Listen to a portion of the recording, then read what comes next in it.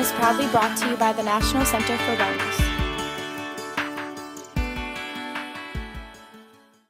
When you're describing to them things that would make a huge difference in their home of products that they could have, what do you recommend they have in say like a holistic first aid kit?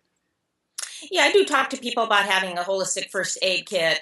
I like to see people have some herbs on hand. I have no affiliation with any type of product, but there's an herb company that I like called Herb Farm, and they make a product called Children's Winter Health Herbs. It's got some echinacea, elderberry, hyssop, meadowsweet, several herbs, and that's a great combination, and it's dosed by weight. Alcohol free. Oh, I take that back. It may have a small amount of alcohol in it because it's an herbal tincture. But that's great for coughs, helping the body resist viruses and overcome viruses. I like to see people have some topicals on hand for insect bites and minor burns, things like that.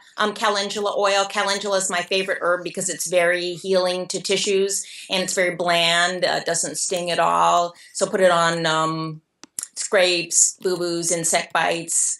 Calendula tincture for something that needs to be dried, and calendula oil for something that needs to be moisturized. Okay. Vitamin D, vitamin C. Children should optimize their vitamin D level.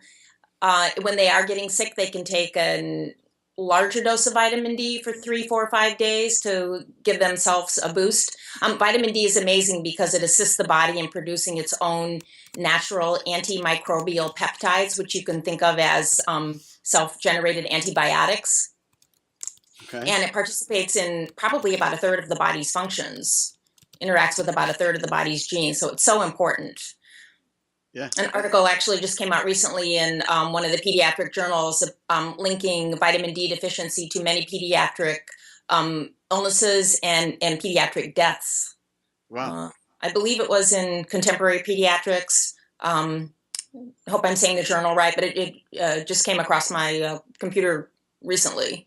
So the drop in vitamin D made them more susceptible and therefore Having responsible. a low vitamin D level, yes, you're more likely to pick up illnesses, not overcome illnesses.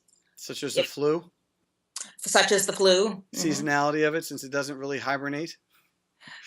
Right. Yeah, we don't have the sun. We don't have the natural vitamin Right. D, so we're more susceptible to it in the winter. Right.